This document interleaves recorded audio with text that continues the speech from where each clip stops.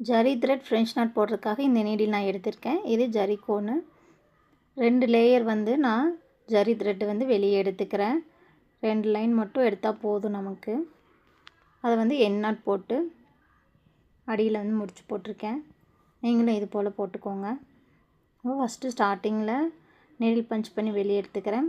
2 time மட்டும் rotate பண்ணி needle எங்கேருந்து நம்ம எடுத்தோமோ அதே எடுத்துகிட்டே மறுபடியும் பஞ்ச் பண்ணோம் அப்படின்னா நமக்கு வந்து நார்மல் ஃப்ரெஞ்ச் நாட் வந்து வந்துடும். கவனமாக பாருங்கள்.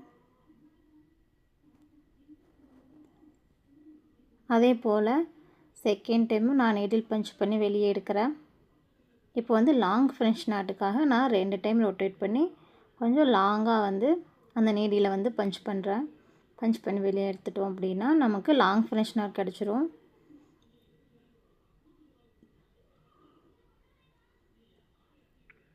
அகெயின் நான் மறுபடியும் ஃப்ரெஞ்ச் நாட் போடுறதுக்காக நீடில் வெளியே எடுக்கிறேன்.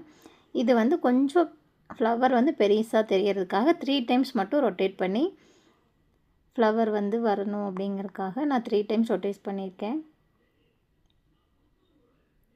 இப்போ நம்ம ஆல்ரெடி போட்ட ஃப்ளவரை விட இந்த ஃப்ளவர் கொஞ்சம் பெருசாக தெரியும். அதுக்காக தான் இது 3 டைம்ஸ் ரொட்டேட் பண்ணியிருக்கேன். இப்போ மறுபடியும் வந்து நீடில் எடுத்துக்கிறேன். இப்போ வந்து ஒரு ஜமிக்கி வச்சு மறுபடியும் அதே போல் ஃப்ரெஞ்ச் நாட் வந்து போடலாம். மறுபடியும் 2 டைம் ரொட்டேட் பண்ணிவிட்டு நீடில் வந்து பஞ்ச் பண்ணி வெளியே எடுத்தோம் அப்படின்னா நமக்கு லாங் ஃப்ரெஞ்ச் நாட்டே நமக்கு ஜமிக்கி வித் ஃப்ரெஞ்ச் நாட் வந்து நமக்கு கிடைக்கும்.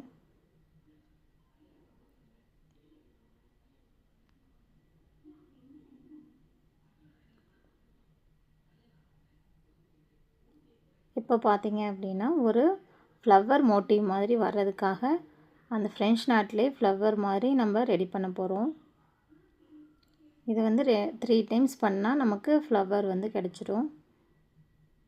நம்ம லாங் ஃப்ரெஞ்ச் நாட் போட்டதுக்கப்புறம் கீழே ஒரு டைம் நீடில் வந்து எடுத்து கொஞ்சம் அந்த நீடிலுக்கு பக்கத்துலேயே நம்ம ஃப்ளவருக்கு பக்கத்துலேயே நம்ம பஞ்ச் பண்ணோம் அப்படின்னா கொஞ்சம் அது ஃப்ளவர் மாதிரி பார்க்குறதுக்கு அழகாக இருக்கும்.